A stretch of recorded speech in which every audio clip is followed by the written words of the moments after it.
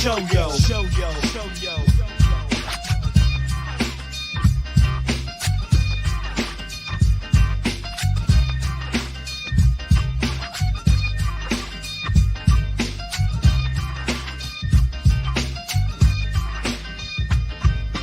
Yo, it's POS with Pat and Bobby.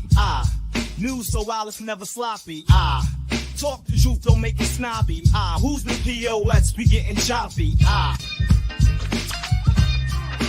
POS show yo. Show yo. Show yo.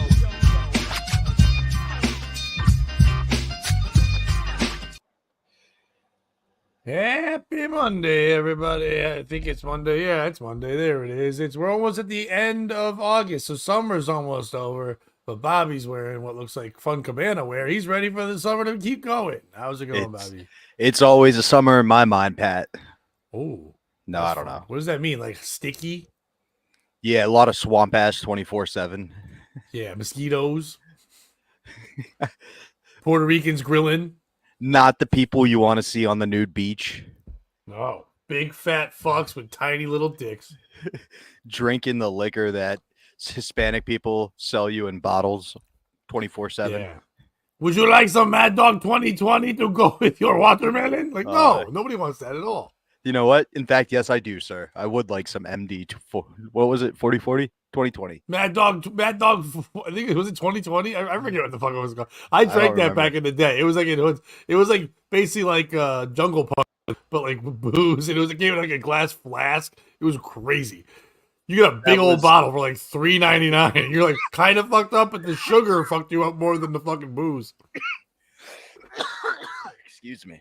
When I was in college, we had a guy who had been there long enough to see the invention of Four Loko and the banning, and he introduced us to that after the like original Four Loko got banned, and was like, if you take this and you spike it with a Red Bull, it's the same thing.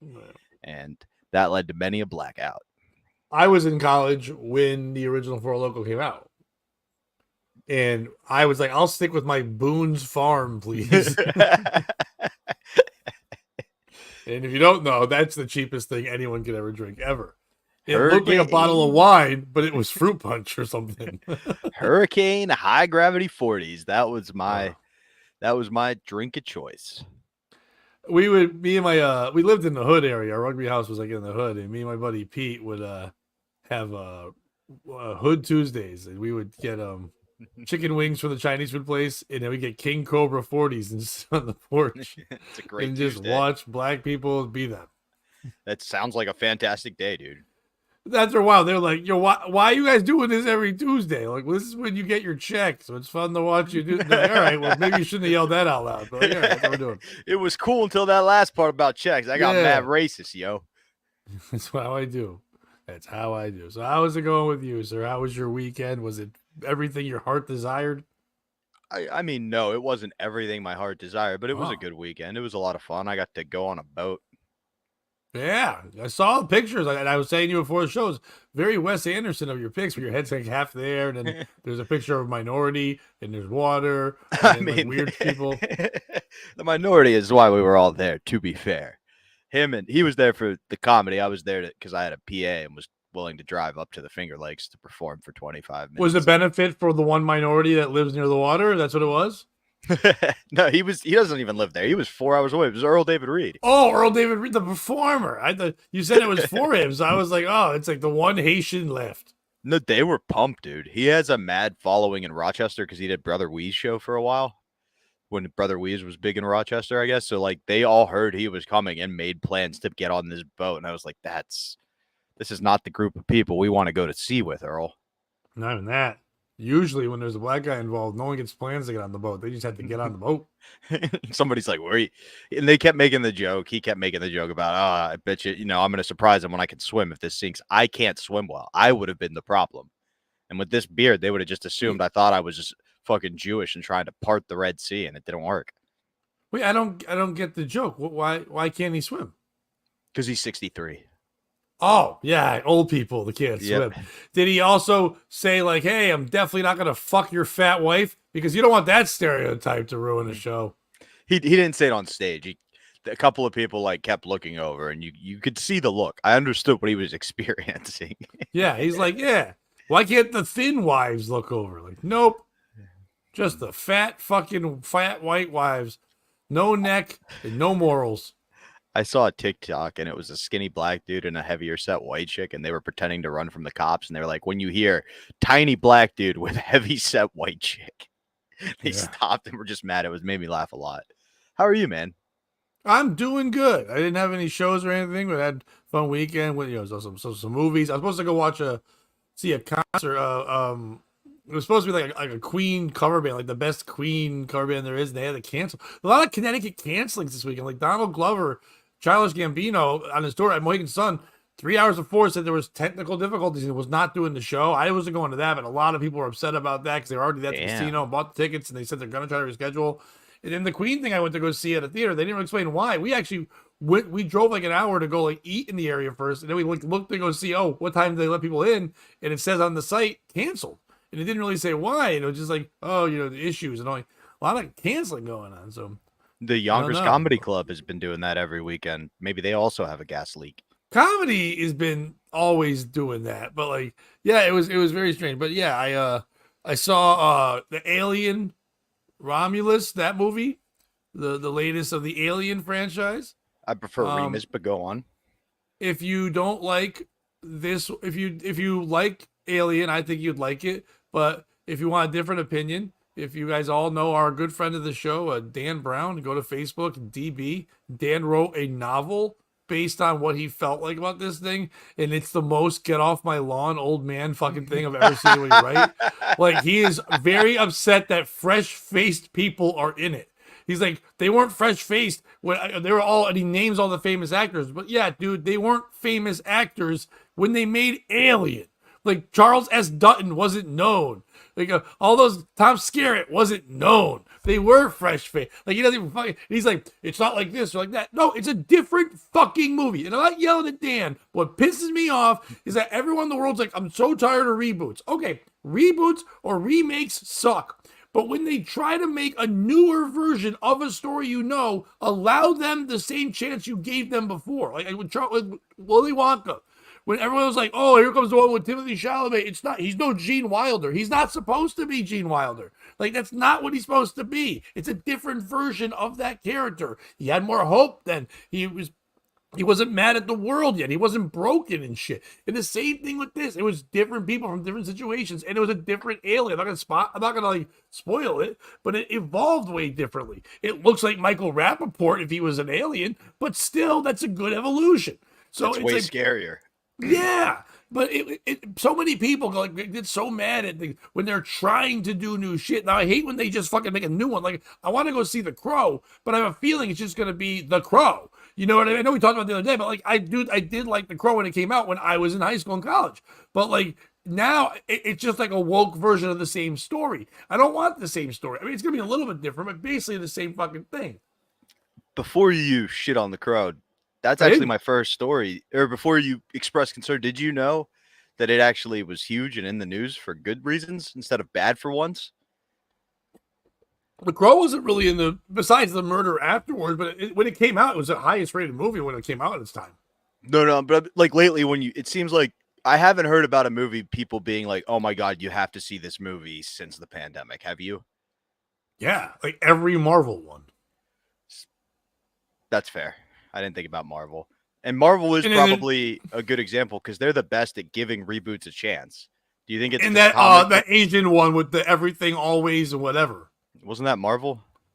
No, that was just Chinese. Oh, I marveled at how weird it was. Hey-o.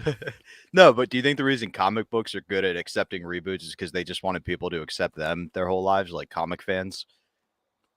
No, well, first of all, they're not good at accepting reboots because remember when they tried to do women? That ruined everything for a little bit. Now they're starting to flip it back around. They're like, everybody was, think about it, the big surprise. Everyone's like, oh, could you see Dr. Doom? And everyone's like, oh yeah, everyone's psyched because it's Robert Downey Jr. No. They were just psyched that it wasn't like a Muslim woman. Like, they were just psyched that a white guy was going to play Dr. Doom. Because the whole scare was, fuck, here it comes. It's just going to be like, here's RuPaul. It's like, God damn it. But no, it wasn't. It was fucking an actor. Dude, I'm pissed it's not RuPaul. Why would you not put that out in the universe sooner? That would be Doom. But Yes. I think that comic book people genuinely judge a movie by if it's good or not. Like, they didn't just hate the women movies because they were full of women. They hated them because they were terrible movies. Same with the Ghostbuster people. Like, they wanted a good Ghostbuster. They're on board with this second reboot with Paul Rudd or whatever. But Kind of. I know a lot of people that Ghostbusters. I think it's Ghostbusters. I think some people are into Ghostbusters in the world, but a lot of them are just into Bill Murray, Dan Aykroyd, Harold Ramis. You know what I mean? So like that's fair. That's the issue too. Like they're older and they're not the main stars. People are like, I want my stars. But once again, we've lost the ability to give people a chance to become the stars. We want it right away all the time because everything's happening. It's like those people. Bill Murray, those guys really formed them. They were known in different things, but like really became big stars because everyone just said, "Oh, this is crazy." But no one, when you saw the cast when that first came out, Ernie Hudson and all them, you weren't like, "Oh, this is going to be one of the most famous movies of all fucking times." People are still going to reference it 43 years later. Yeah, right. So give the young people a chance too. Like the girl that was the lead in Alien was really good. She has a Jennifer Lawrence look, and that's always a good look. It's a look where you can look like pretty, but you can also look tough. You know what I mean? Like you can play around with it. It's not like a Megan Fox where I'm just a whore. Let's dance around or something like that. You know what I mean? Or a Steve Buscemi. It's like, oh, I'm gross, but watch me act. This girl can do anything. And there was a lot. No, Dan Brown was upset because he said everybody was too handsome and that the English people were too English, which I don't even know if that's okay to say. But I agree with Dan. I didn't even see the movie, but he nailed that one. There's a lot there. So I think we should have Dan on for some movie reviews sometime. I've seen 4 movies in the last 2 weeks, and it was the Alien one, the Deadpool, and Wolverine, and Inside Out 2, and Twisters 2. A lot of sequels. Well, Twisters is not Twisters 2. It's just Twisters, but whatever. It's fucking Twisters. Everybody twist. Well, that's what's out now. Everything is sequels now. They're not, or reboots or this version of that movie or an origin story or something like that. It's all that's what comes out now. I saw Borderlands recently. Which I would recommend it, even if you haven't played the game. I enjoyed it. I did see Deadpool, Wolverine, and their friends hang out. That was a fun one. And then I saw The Crow, of course. Yeah, and I think The Crow is going to be decent. I want to see Gladiator when it comes out because I'm excited to see Denzel in there. It did look good. I was sitting through the previews for The Crow, and I was like, please have the Christmas Rock movie. And it did not have that preview. That looks like it's going to be good. Yeah, and basically that preview has me going to the movies once a week now until I get to see it. So thanks. I didn't see it in the movie theater preview. I saw it on a YouTube for like upcoming movies in 2024. It was just one of they play like 30 previews. It was that one. So and then the other preview I saw that I don't mind. And it's another not reboot, but another like part of a story. The Lion King, but it's Mufasa's story, and I actually want to see that. I'm in to see how Scar became a bad fuck, how Mufasa had to how he got his scar, how he ran away, all that shit. How the monkey witch man was like, maybe he went to college, became a witch doctor. I don't know what happened. It's like. I saw the preview for that. I got to tell you, I'm 100% in. It seemed well animated. Even though it's got like a good story, Beyonce and the Beyonce's son in it. Which that doesn't make me happy, but still, they did it with Will Smith and they did it with Jaden Smith, but there was a lesser thing. I don't think it should be nepotism like that. I don't think a young black rich boy should play a struggling lion. I think it should be a poor black kid. You know what I mean? I think that's cultural appropriation. Excuse me, it's the king of the jungle. Yeah. He wasn't at first, though. Who? Mufasa. I don't know. Maybe we. No, I do. He came up in the hood. And then he made his way out of the hood and then made a life better for his son. That's why his son was a pampered bitch, because he lived off money. But Mufasa came from nothing, had to get out of the hood, couldn't even get a scholarship, played football, but played one of those black schools. I think it was Alcorn State, and then moved his way on there. By the way, speaking of Alcorn State, if you want a good watch, if you're a football fan, Steve McNair's documentary on his death and everything is on Netflix on one of their Untolds, and it's very well done. And it's told mostly from the story of Jeff Fisher, which is amazing because he was such a great coach and they had such a great relationship. But also you get all the other people there, and I didn't realize this. I knew when he died, and I knew some of it, but I didn't realize that they still don't really know who did it. And there's like 3 or 4 different people that could have. It's a very well told thing. So it's untold. The Aaron McNair, the murder of Aaron McNair. Well, I think we should start investigating it. They're doing it. I watched the show. They got it. We don't have to do it. You sure? Because we could be like that making a murderer, making him. No. There's too many ERs in that. We're not even allowed to say any ERs at this point. No. And there's like so many. Murderer is too much. But what we can do is start covering a story. And I think, Bobby, you said you wanted to go first. I do. Let me share my screen real quick. Pat, I told you the Crow was in the news. Did you see this story at all? I have not seen any stories about the Crow, especially by Bill Pueblo, so no. You didn't see that the Crow prevented a mass shooting over the weekend? Bill Pueblo is becoming the Ben Cost of this show. He really is. Just a much shittier version. In a world where Hollywood remakes seem as... Did you see I had a stroke there? Yeah, I didn't see it because now I'm reading again. I gotta not look at. I'll be fine if I don't look at it. You know what? I'll just tell you where there's a picture, and we can throw it back up. No, you just read, baby girl. I'll just listen. I'll close my eyes. In a world where Hollywood remakes, Imagine, if you will. Here we go again. Look, Pueblo likes to write a little colorfully. Okay, he's not allowed to talk about the colored, so he writes colorfully. In a world where Hollywood remakes seem as inevitable as your annoying neighbor's unsolicited life advice, the much anticipated, and I use that term very loosely, release of The Crow finally graced our cinemas yesterday. The film, which no one really asked for, but somehow got greenlit anyway, aimed to rekindle the dark allure of the original. Unfortunately, it seems that the only thing it managed to resurrect was the tragic irony of its own existence. But in a bizarre twist that only real life or a bad script could conjure, this cinematic disaster actually ended up saving lives. The suspicious customer. At a showcase cinema somewhere in the middle of nowhere, USA, employee Jared Simmons had the dubious honor of working the opening weekend of The Crow.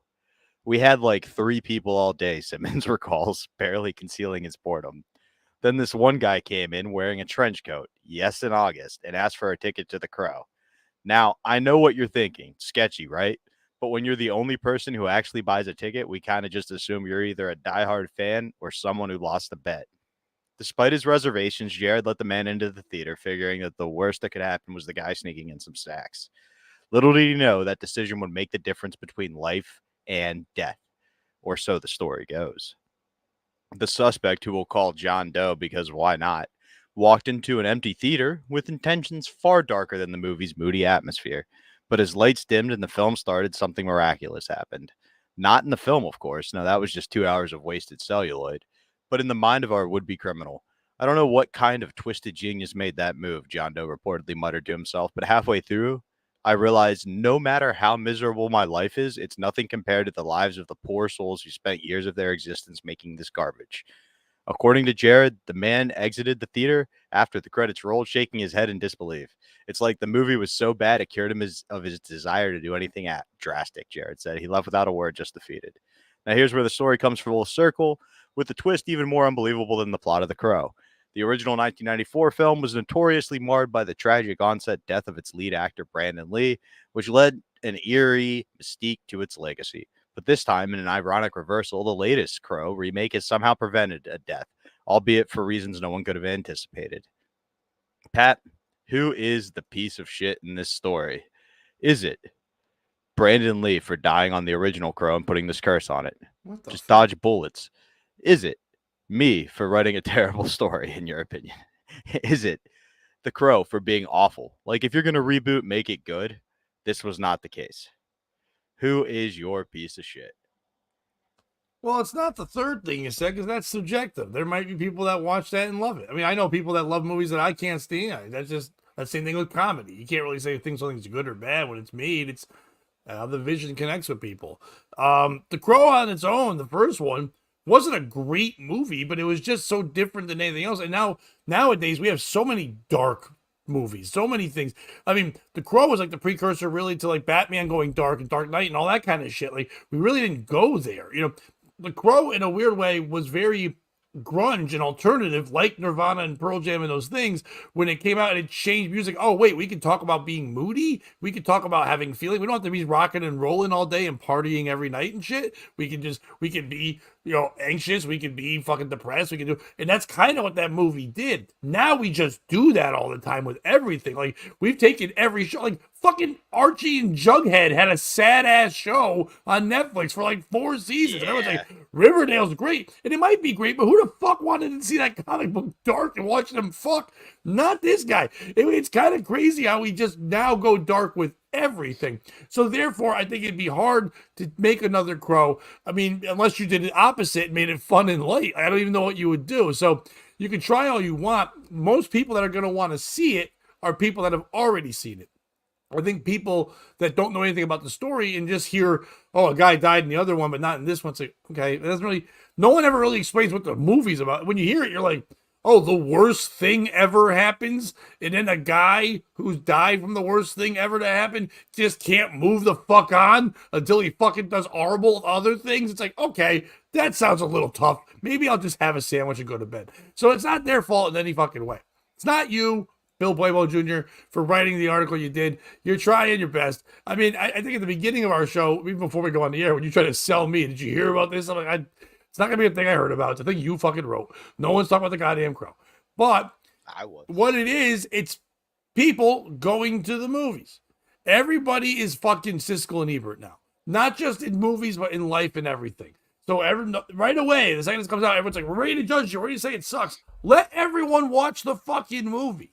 Like, no one gives a shit about spoilers anymore. No one gives a shit about giving things away because everybody wants views and likes or whatever.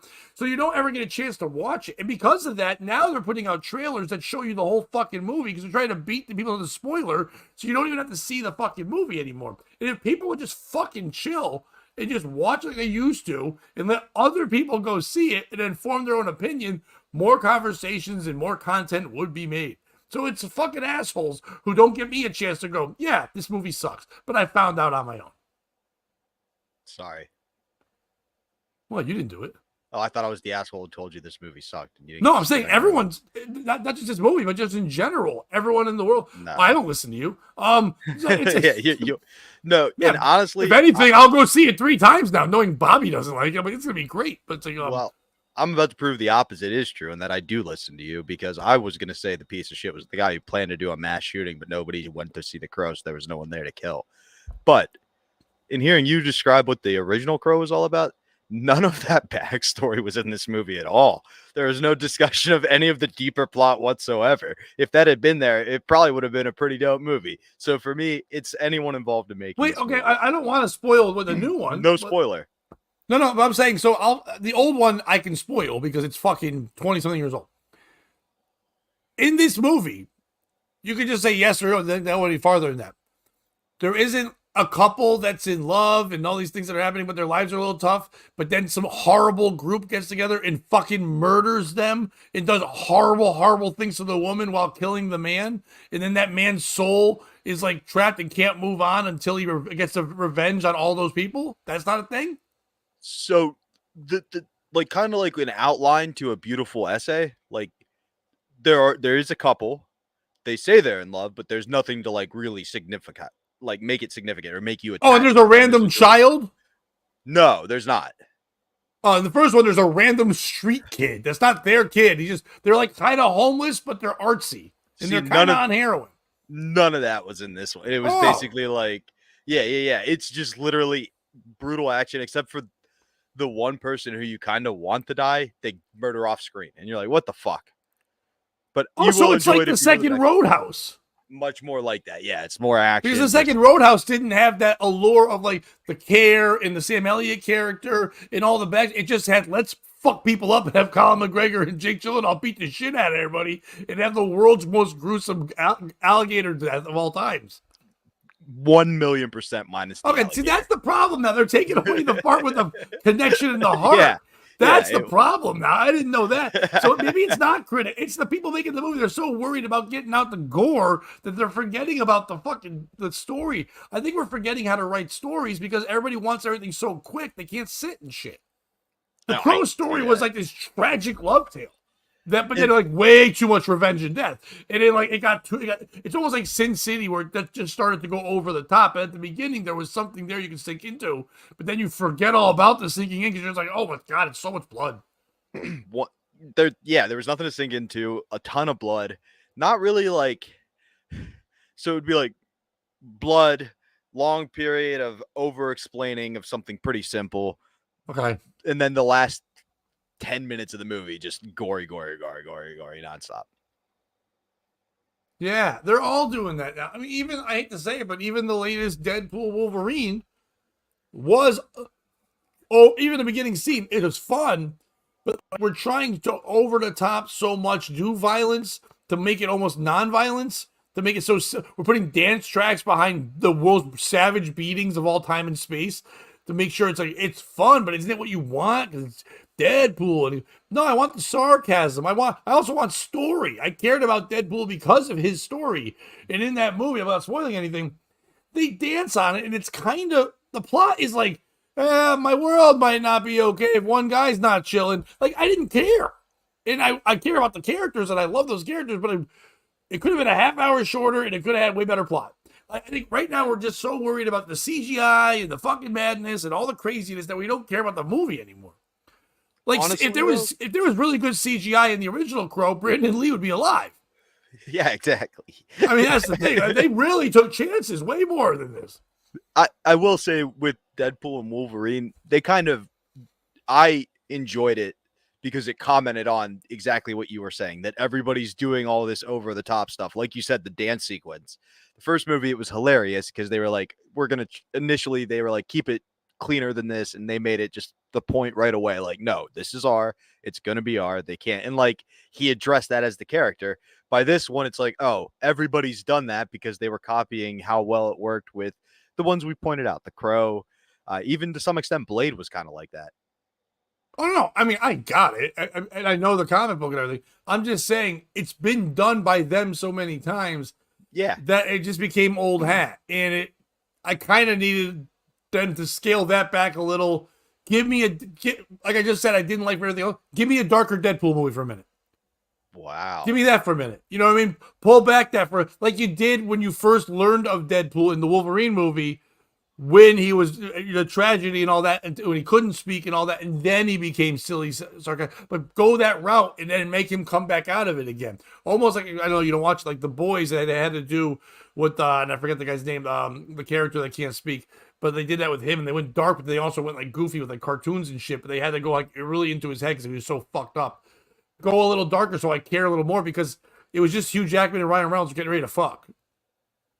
That makes sense. Yeah, you know it did feel like that kind of the whole movie. It was a little over the top, but it was Ocean's 11, but with superheroes, and it was just a bunch of friends having a good time. And I don't mind that, but like, I wanted that big set. I don't want to see any more Deadpool.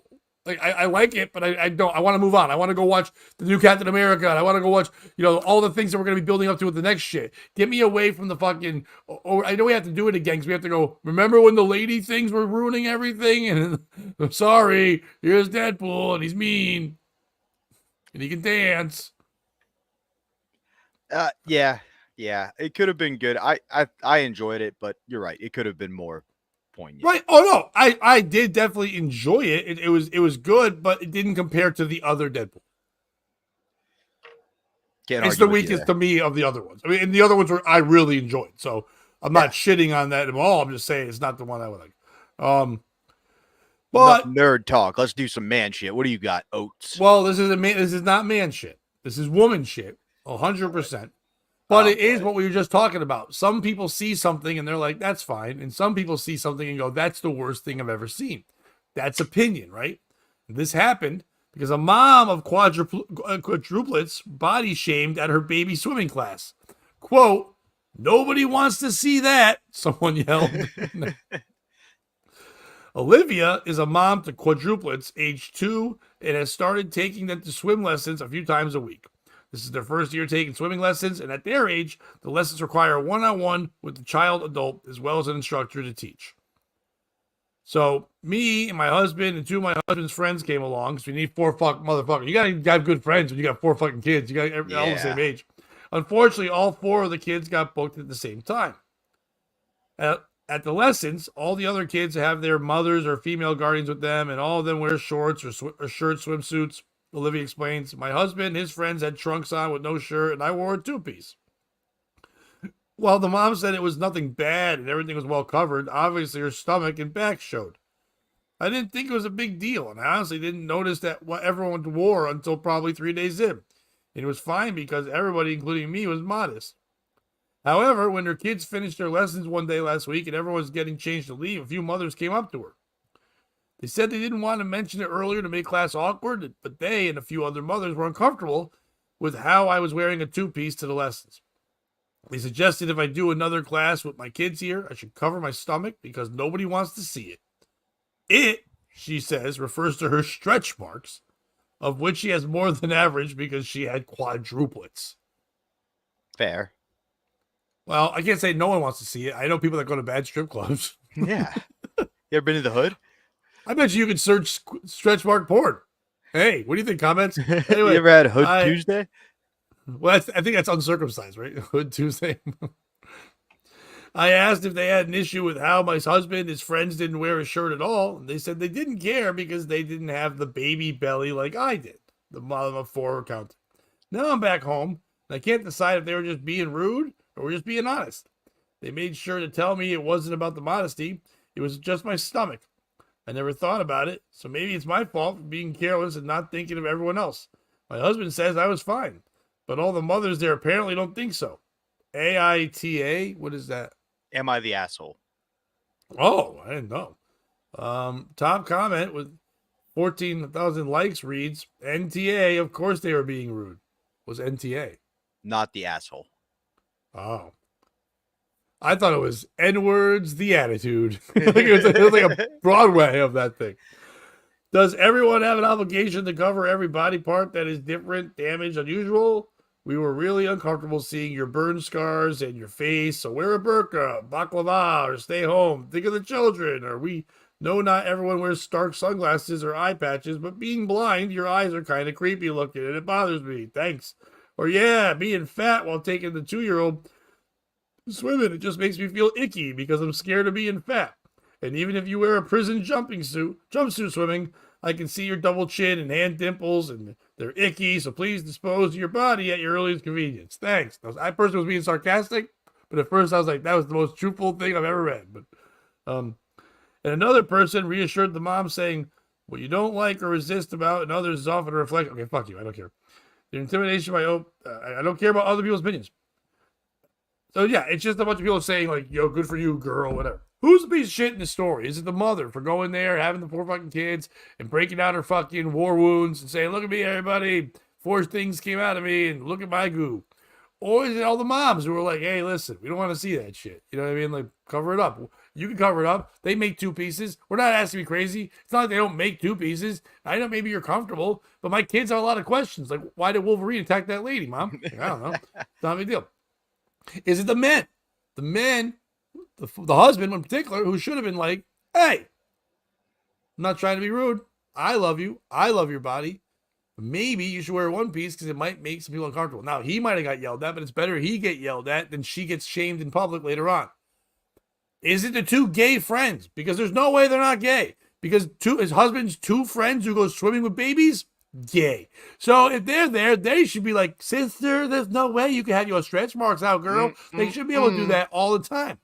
Or is it the 4 fucking babies? You fucked your mom up. She can't even go out in the water. Now your dad can't get a boner. You 4 ruined everything. And you're not going to be smart because you were 1 sperm split in 4.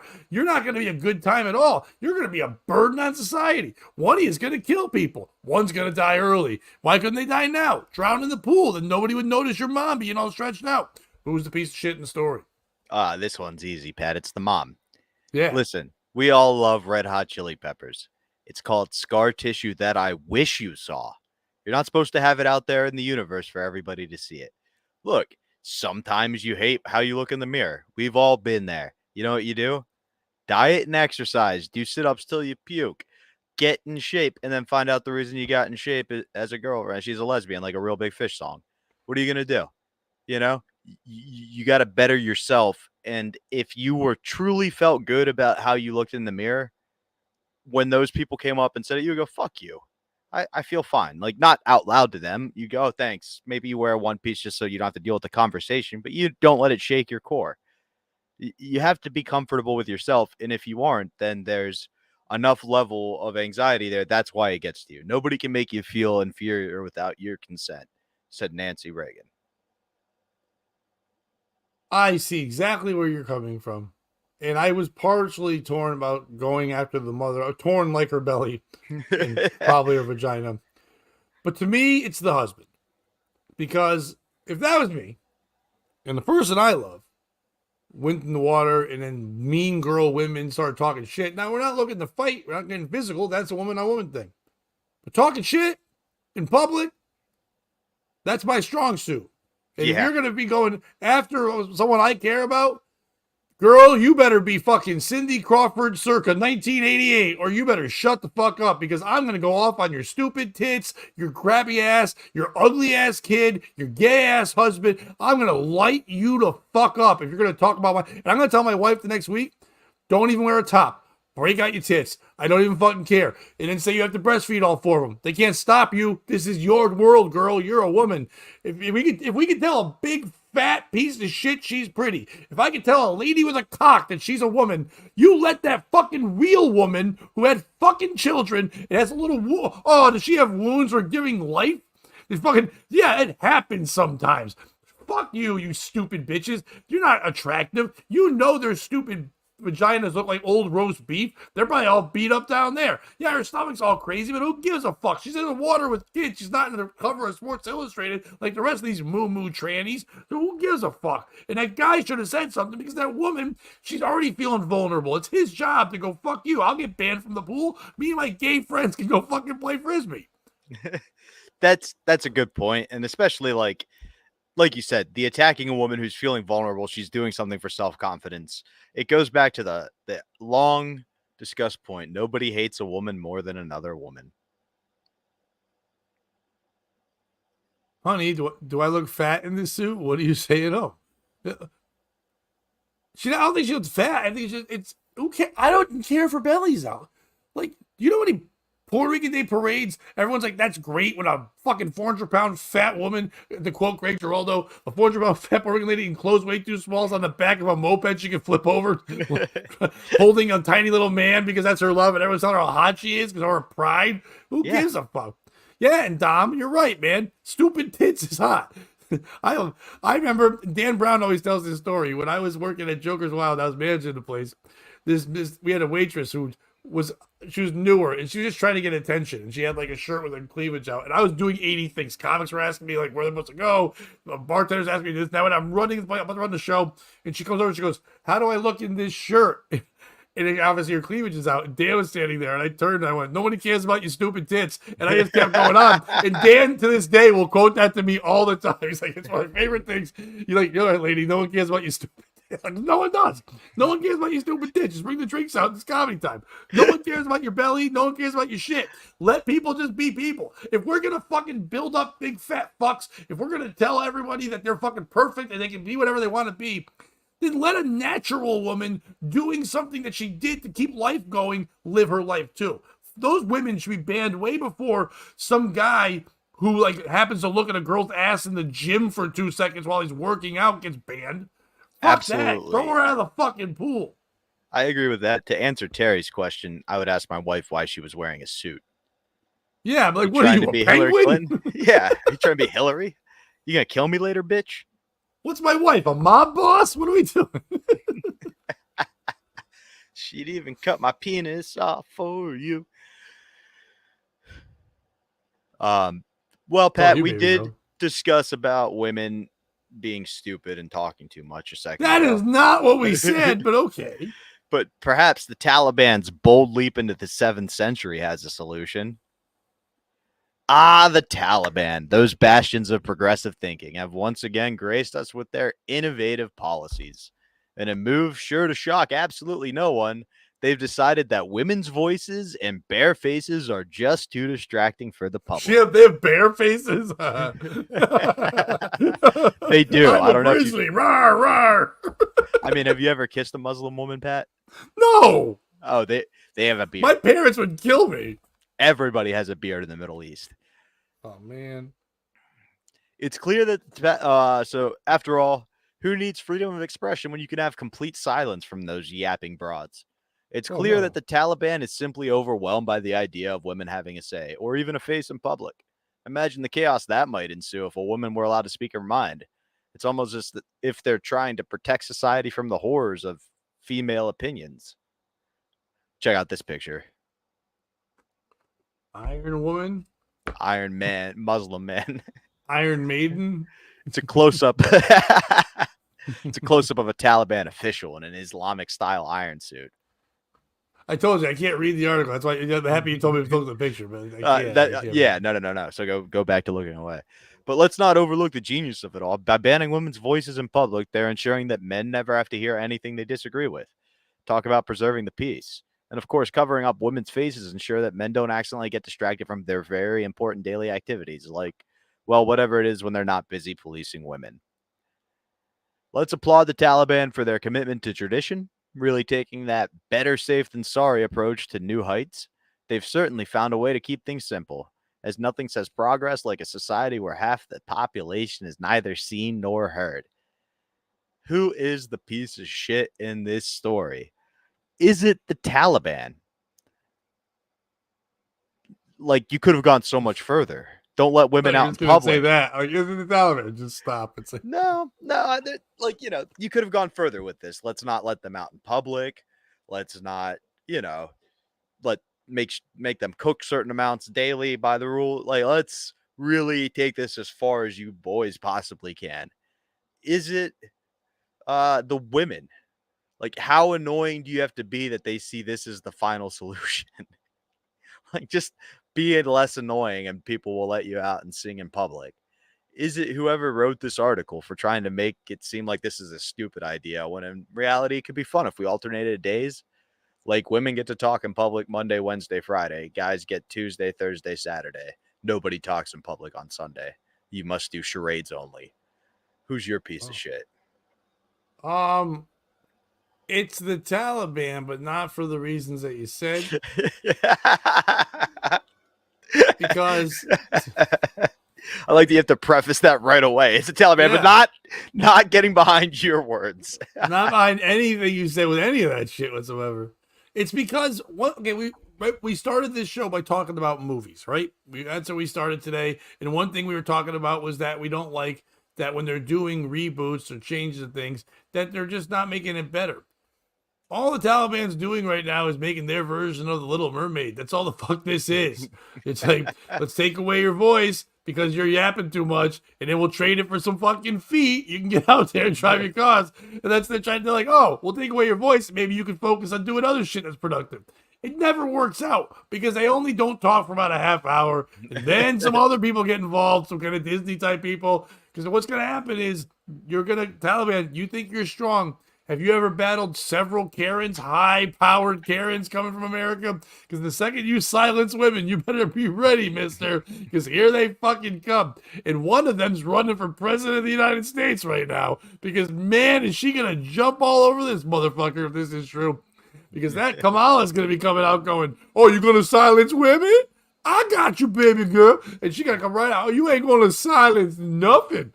That's my Kamala voice. Anyway, she's gonna come out. Michelle Obama, Big Mike, Kamala. They're all gonna come out. Hillary, all the classics. The four horsewomen of being a bitch are all gonna come out and just yelling and screaming. You gonna shut us the fuck up? You ain't doing nothing. And then what's that black lady from Saturday Night Live that sucks? From back in the day. There you go. You got Leslie Jones. By the way, we should play charades. Leslie.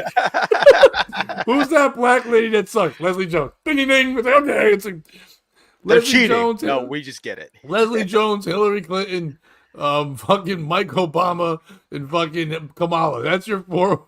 The apocalypse of bitch.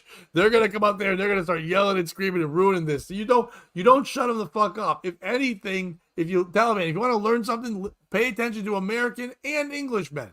We learned a long time ago. Don't take away things from them. Let them have the things. Because then they don't want to do them anymore. Because all they really wanted to do was fight for them. So if you're like, you know what? Sing all day. Here's a microphone. We're going to give you a talent show. They're going to shut the fuck up. They're not going to want to do it anymore. They're going to find something else to do. Maybe tell them not to clean. Watch that flip. I kind of like that idea. Use Who's reverse your piece of logic shit? on those. You know, you brought up a very good point of Sharia law. I kind of see where you're going with letting them do what they want in public. For me, the piece of shit in this story is Joe Biden.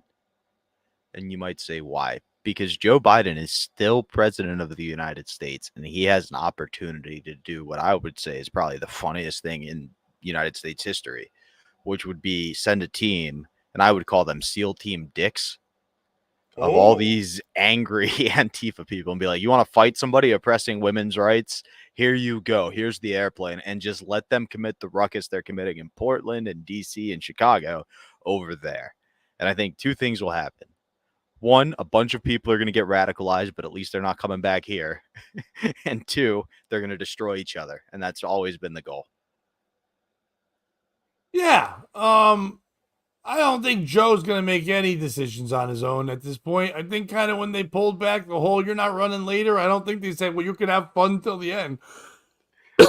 So, no, I don't think Joe gets that call, unfortunately. I think it would be the greatest. Oh, yeah, you want Kamala to run? Good luck dealing with this, Kamala. Fuck you.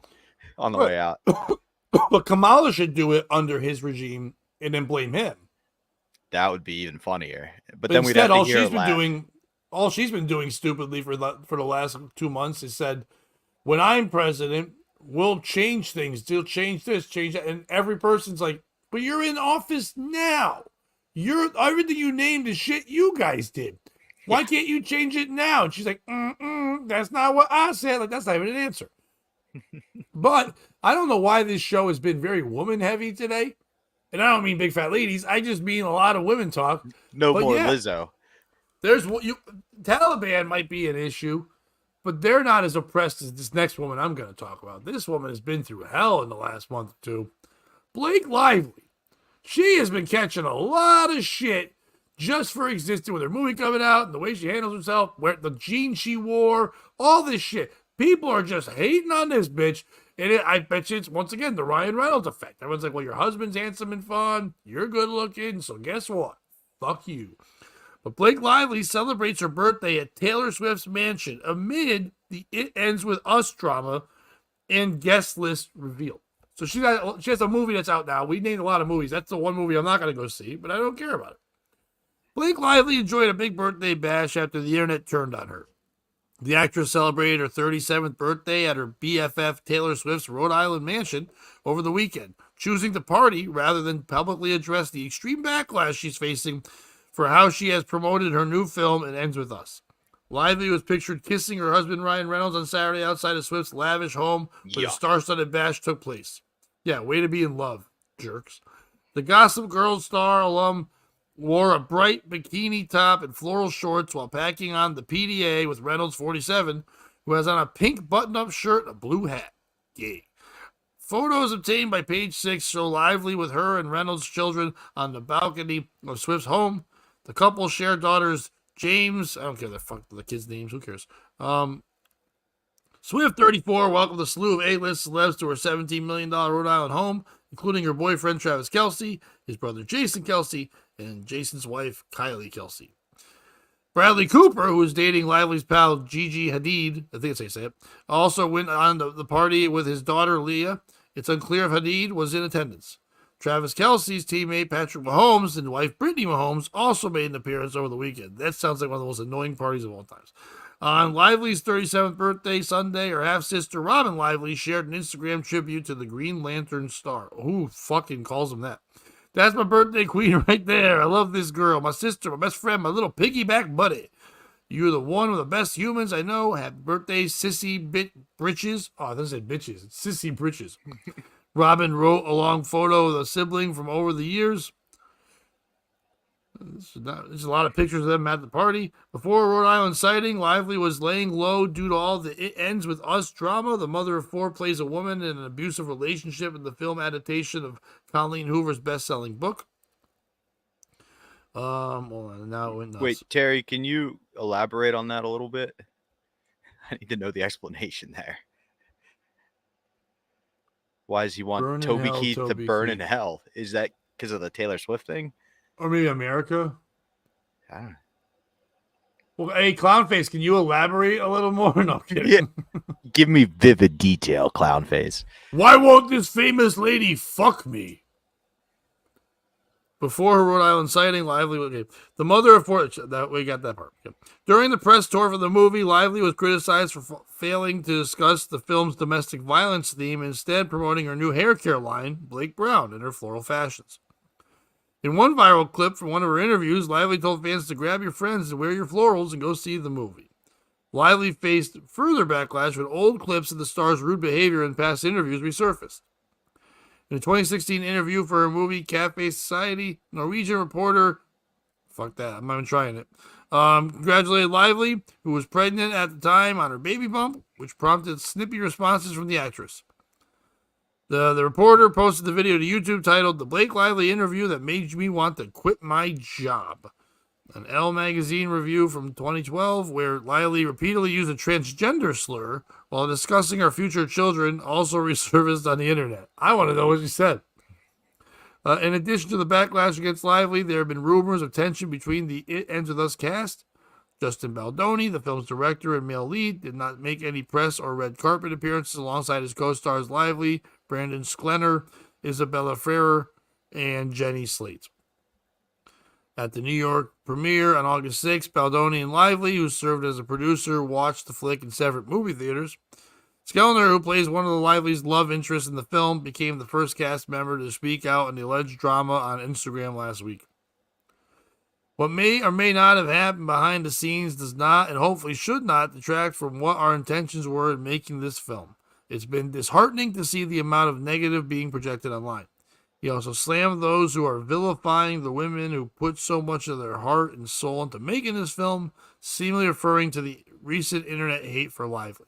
Who is the piece of shit in this story? Is it Blake Lively for not being able to be likable, even though she looks like a very pretty, nice person? You hear great things about her, but when she does interviews and things like that, that's part of the job, I guess. It's weird to me that someone who's, when your job is to be an actress or actor, where you're supposed to be a vessel for other people's thoughts, then we send them out to have their own thoughts on shit when that's not what they should be doing at all. Even if they're given PR, it's not like lines or remembering things. I don't know why we do that at all. Send out the director, send out the writer. That's who I want to hear about their vision, not the person who had to play the vision to be told what the fuck to do. That's not her job. She's out there trying to just be Blake Lively. In the movie, she's not Blake Lively. So either have her be the character or whatever, but either way. Is it the woman from the Sweden or Scandinavia, where the fuck it was, that said that's the worst interview, I wanted to quit my job? Who the fuck are you? You got to interview Blake Lively. Shut the fuck up. Who else you interviewed? Like the soccer player from your team and the guy who made wooden shoes? Shut the fuck up. Is it Ryan Reynolds? Ryan Reynolds could definitely, he's the most likable man right now in the world. He's top 10 most likable guys. All he has to do is show up with her, put his arm around her and be like, I got this, and talk and joke, make her talk and joke with him, and then everybody likes her again. But nah, he's like, I don't want to hurt my soccer team tickets. You know what I mean? I don't want to let me go dance with fucking Hugh Jackman some more, you homo. Is it that magazine that didn't tell us what the slur was? I'm guessing it's tranny, but what if it's something crazier that we don't know? What if we learn a new slur? Because then I'll become a bigger Blake Lively fan. I'll go see her fucking movie. I'll go see that. Is it Taylor Swift for throwing a giant party for her friend, even though she's going through hell, and will still catch shit for being a terrible person because for some reason people need to hate on Taylor Swift? There's nothing better than your famous friend having your back and going, I don't give a fuck what anyone says. I love you. And we're going to have a monster-ass party at my house. And we're going to forget about That's what a friend's supposed to do. And then people are like, Taylor Swift is a stupid bitch. This lady doesn't care about nothing. It seems like Taylor Swift cares about a lot of people. Or is it anybody who's like, I'm not going to go see that movie about domestic violence and beating the shit out of women because Blake Lively wasn't fun in her interview? Maybe you shouldn't go see a movie about domestic violence. That doesn't sound like fun. Oh, did they ruin the mood for a movie that's going to make you sad forever? You're a deep, dark fuck. Who's the piece of shit?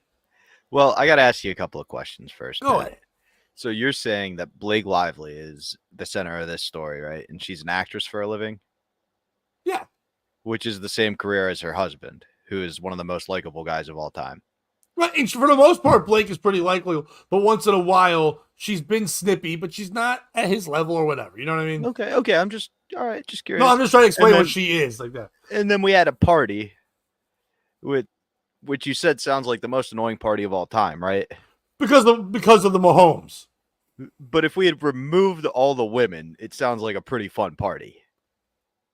Not both Kelseys. I couldn't handle both of them. I could do one or the other. But you could put like one in the pool and, hey, Jason, we need you on the grill. To be honest, I would rather be at the, if I'm in the pool, I'd rather look at all those women and not have Pat Mahomes and the Kelsey brothers fucking throwing it up. I'd rather just sit there and watch beautiful women hang out in a pool. But Fair enough. My point was, I am the piece of shit because given that information, I should let you go before my Taliban story, because then it would make us all root for the fucking Taliban. No, the piece of shit in the story is the media. We've gotten to the point where we have life so luxurious in America that the mainstream wants to hear about the people famous being bad. Like, it used to be a time where the media narrative that everybody got behind was like, oh, look at this. Mr. Smith goes to Washington, right? This no-name guy who just had a good heart and it worked out for him. Spider-Man was the nerd with a good heart who got bit and then had superpowers and could say, you know what I mean? Like, even Captain America. But like now it's the goal. Even if you look at YouTube, it's not about original content anymore. It's about shitting on what other people are doing. And that's the narrative we've created as a society. And instead of looking for the good angle, like, I'm sure as much as Ryan Reynolds is likable, there's enough likable things that if we really pushed it with Blake Lively, you could make her look likable. She probably has a similar backstory to that game. You know what I mean? She's probably got charity work. I know she and Ryan have a great marriage. That's what I heard for years. Like, when she's in her likable phase, that's what people say about them. So it's the media. Yeah, and I'll go one step further. It's not just the media. It's press for movies. That's the piece of shit in this. Like, you know how I feel about credits in comedy. I think they're the stupidest fucking thing in the world. I don't understand. I get it when you're trying to promote somebody that's big. If you're like, hey, you know, okay, like, I've opened for like people that were on famous shows. People don't know the people's names. Like David Koechner. Some people know his name. But if you go, oh, it's the balding guy from Anchorman and The Office, and they're like, oh shit, that guy, they now know the credits. So that helps when it's this thing that everybody could know. You know, if, let's say, like, there's somebody coming on tour, and they're like, who is that? It's Joey Fatone. They're like, who is that? He was in NSYNC. They're like, holy shit, what, the big fat Greek wedding one? Yeah. That's him. The fat one. Fatone. No, I want to kind of see it. The Italian one that's kind of chubby, and maybe the obtainable one if I'm some whore. Like, yeah, that one. Okay, fun. Sometimes you need it. But when you're at my level of comedy, it doesn't matter what I did. I'm a comedian. And you don't need to say it before the show, or you don't need to promote whatever. You're going to go out to a night of comedy, and then you see the comedy, and you enjoy the comedy. Movies make trailers. We were talking about it before, saying they're too long, but that's your press. You put the commercial out, you do whatever. I don't want to talk to the people behind the scenes of the movie because I want to, unless they're in the movie being that person. If she's being Blake Lively in the movie, then I want to hear her talk. If not, it's only going to set you up for failure. Because even the ones that go kind of well, it's more about making them likable than making the movie good. Because you're like, oh, look, it's Denzel. He's on the late night talk show circuit. Yeah, I'll kind of listen to what he has to say about the current movie he's in, but I just want to hear more about Denzel because I like Denzel. You know what I mean? Like, that's all. Well, Aubrey Plaza is one of my favorite fucking actors, entertainers in the world. I do think she's very pretty, but I just think she's funny. I think she's quirky, and I love when she does her interviews. But I've never watched her interviews and thought, oh, this is great. I'm going to go watch that movie now. I just enjoy her making Conan awkward, you know, and Jimmy Fallon seem weird because the way she handles herself. And it's fun to watch, but it's never made me go watch the movie. No. They can just go on tour. Blake Lively can just go on a Blake Lively tour if she wants to just talk about shit. And that way she can sell her hair product. But yeah, she had the opportunity to sell her fucking hair product while she's fucking doing that. Ryan Reynolds does it all the time with his fucking phones and his fucking football team and all that shit. But it depends on if you like him or don't like him. And I think women are going to get hated more, even though they're supposed to be all having each other's back. They all seem to fucking hate each other. I don't know what's going on. Yeah, they all hate each other. It's all press. Press is only going to make it worse anyway. Just promote the movie. If you want to go see a movie about domestic violence, do you, baby girl? If not, then go get a hug. Just watch out for the stairs on your way to go get it. Yeah, I'm pushing you down. But I think we lost. We're not getting many viewers today. And I think it's because we're talking about women. It may have something to do with it. It may have something to do with my Twitter not working. But either way, do you want to do one more or you want to call it a day here? Time-wise, if it's a quick one, we can do one more. Do you care about Lil Yachty? I mean, I don't know him personally, but I mean, like, I'm not mad at it. It's not a woman, so let's go. Well, Lil Yachty, Lil Yachty versus Karaboo. A fallout, a story of rap receipts and regret. The world loves a good beef, but sometimes it's not just bars being thrown, it's entire careers. Such is the case in this messy and very public fallout between Lil Yachty and Karaboo. If you don't know, Karaboo was a rapper. She's like a mixed race rapper who Lil Yachty put on a team he put together, so everybody knows. Once the first lady of its Concrete Boys collective, what started as a simple Instagram bio change turned into a rap soap opera, complete with accusations of verbal abuse, financial irresponsibility, and a $900,000 hole in Yachty's pocket. The story began innocently enough, or at least as innocent as it gets in the rap world. Fans started noticing that Karaboo's name was suddenly missing from the Concrete Boys' Instagram bio, and she was notably absent from their performance at the Broccoli City Festival. Boy, that sounds worse than the Daisy Festival, huh? The Broccoli City Festival, do you know that? That actually sounds fucking awesome. I would go there because it would be like just people farting. Take me down to the Broccoli City where the women are green and the vegans are smelly. Oh, won't it you, didn't please? take long. It didn't take me long for the speculation to spread like wildfire, leading Yachty to address the situation publicly. He confirmed the split on July 29th in an Instagram live session saying, "I don't have anything bad to say, anything good to say. We just split, you know? It was like breaking up with someone and saying, it's not you, it's not me either. It's the $900,000. Yachty's initial calmness didn't last long. By August 22nd, he had apparently had enough and launched into an Instagram live rant that can only be described as cathartic. If your idea of catharsis includes blasting someone for leaving you nearly $1 million in debt. Yachty didn't pull punches, accusing Karaboo of being verbally abusive, ungrateful, and a financial black hole. "I'm so sick and tired of helping people," he raged before listing all the ways he'd support her from writing verses to buying her jewelry. "I changed your motherfucking life, and you're on here lying, talking about we bully you. That shit got me fucked up, bruh." And then came the kicker. "I got every receipt, $900,000, concrete's in the hole. I dare you to try me. Try me and I'ma post it." Yachty didn't just metaphorically throw her under the bus. He backed it up and ran her over her wallet too. Amid the feud, Yachty took a particularly pointed step by posting a voice memo of the reference track he claims to have written for her On the Radar freestyle. If you don't know what that is, I don't blame you. I didn't either. I had to look it up. And it turns out it's the only thing she's really well known for is this freestyle. Apparently, she murdered it. This move was intended to prove his role in crafting her verses, discredit her, yada, yada, yada. While Yachty was busy unloading a year's worth of frustration. Yachty, yachty. You should have said. That's what I should have said if I was funny. Karaboo played it cooler, at least publicly. She didn't directly address his accusations, but made a few cryptic posts on social media that seemed to confirm there was more to the story. Her tweet, "I won't say too much because I know shit going to unfold on its own," was the digital equivalent of saying, "I'll see you in court." But let's not forget, Karaboo isn't entirely innocent in this debacle. Fans remember when she stirred controversy in 2023 over her use of the N-word in her music, a move that even Yachty had been her biggest supporter couldn't stand by. "You shouldn't say it," he told her, much to her dismay. It's like teaching someone to drive and then realizing they've been hitting pedestrians. As with the most high-profile breakups, the truth likely lies somewhere in the middle. Yachty's frustration seems justified. Pat, who's the piece of shit in this story? Do you even understand it? Is it me for trying to present Lil Yachty versus Karaboo to our audience? I don't think this is their typical type of thing. Is it Lil Yachty? So if you didn't get the story, basically what happened was he signed this girl. They were together. It wasn't a romantic thing. She was just part of his group.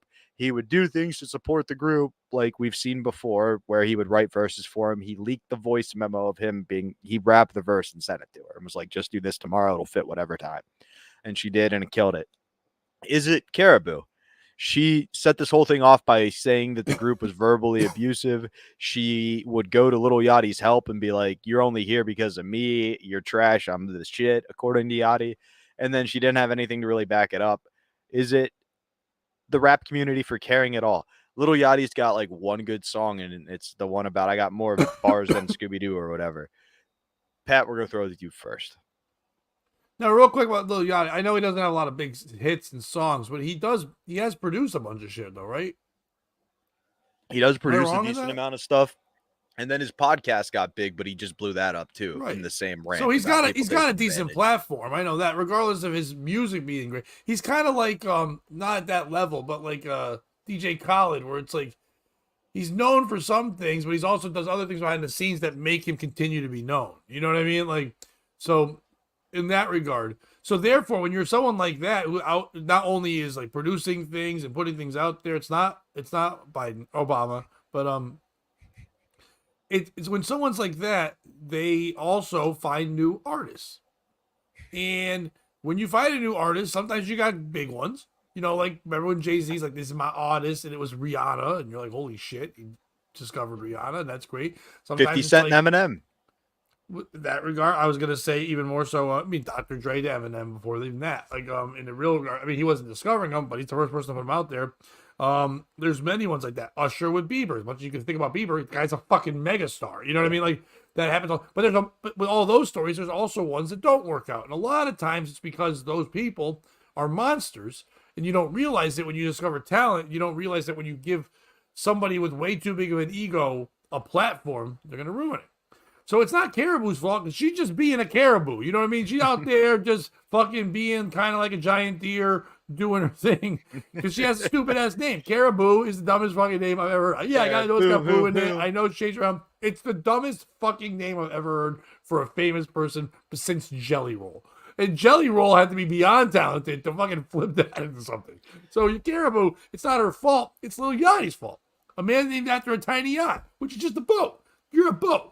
And a boat shouldn't be helping a deer in any way, shape, or form because he doesn't know what the fuck he's talking about. He lives on the sea. She lives in the forest. They don't know each other. So she's out there yelling the N-word way too much. And he's like, easy. And she's like, whoa, whoa, whoa. You went to the N-word store and bought the N-word sayer. Don't get mad at me. This is what I do. I'm out here. I'm yelling shit. I'm mad. I'm always going to be crazy. You gave me this power. You created this Frankenstein. You're the problem. So Lil Yachty's the piece of shit.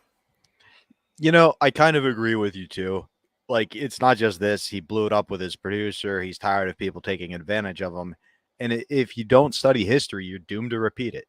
Like, how many people do we know who let the people around them take advantage, tried to put them on, and they just wouldn't accept it, and then they ended up going bankrupt in the process? If your band's truly $900,000 in the hole because of this, you didn't learn your lesson. You should have prepared in advance. Read 50 Cent's book. He'll tell you how to move your money. That's my piece of shit. The other piece of shit in this story, Travis Scott. Clearly, he made a deal with the devil. That's where that big, massive sacrifice happened at that Astro World Festival. All right. Like, it was a satanic ritual sacrifice to the devil. This happened the same day his music came out. They have a beef. It only did nothing but inflate his sales. So, two pieces of shit. It's not the devil he made a deal with. It's the Kardashian. Oh, that's what I fucked up. Yes, I always get those two the confused. New devil. Bitch, I'm the new devil. No good money. It's the white devil. Oh. Yeah. Oh, right. man. So there you go. Now, what do you got? A song to end it? I do have a song to end it. If you're in the Delaware area, I will be at the Starboard Dewey Beach tomorrow night performing with Aaron Berg. And then Saturday, I'll be at the Farm in Connecticut with a bunch of New York comics and Ish Gupta. Nice. This Thursday, I'll be in Westfield, Massachusetts, with Steve Nagel and a bunch of other people at the Shortstop Bar and Grill. It's dinner and a show and all that stuff on a Thursday night, 8 o'clock. Any details, hit up Steve Nagel or myself. Just ask me about that. I'll hook you up. Come out and see me work on new material then. I got a bunch of shows coming up after that, but we'll promote that next week. Head over to the Patreon. Please support us there if you can. We're going to have a new schedule coming up soon. We don't know exactly what it is yet, but there'll be changes coming. But time-wise should be staying the same. It's just what days the shows are going to be on. So keep paying attention to that. The only way you'll know is if you subscribe and all that. Subscribe now and like and share and all that fun thing. To all our fancy friends that were here today, thank you guys so much. Hey, we're going to leave you on a song Bobby's got. I think it has something to do with the story we just did, correct? The Yachty story. Yes, sir. On that note, well, can't join Yachty him, beat him. And this song is probably going to be a piece of shit. Oh, no. Karaboo, thought you were tight with the crew. Well, now you're out, and it's all on you. You left Concrete Boys, or did they push you out? Either way, your career's now in doubt. You tried to ride the wave, but you're just a splash. In the ocean of fame, you're just a little rat. You're not fucking bad, this sauce all just a mirage. Now you're right here looking like a lost garage. Karaboo, boo-hoo, where's your crew? You're all alone, you're posted through. You're just a meme, who? To lips clear for just flame. So do I. Your laughing stock. Your fame, you're out of stock. You try to play the game, but you're not in our league. You're weak. Your flow's on a lease. You're like a sneaker with no laces. You're a book. You're a book with just blank pages. You thought you could use words that aren't yours to claim. Lil Yachty checked you, now you're feeling the shame. You're out here acting like you're tough. Why you want John Beer? Oh, to be the queen, you're just a pawn. But it's still only serves the pawn. But when it comes to real rap, you're not enough. You try to whip perhaps a saloon. Change just listen matrix there in the code. Your whole vibe, it's just a load. Karaboo, boo-hoo, where's your crew? You're all alone, you're posted to. You're just a meme, a laughing stock. Your fame's a flop, you're out of stock.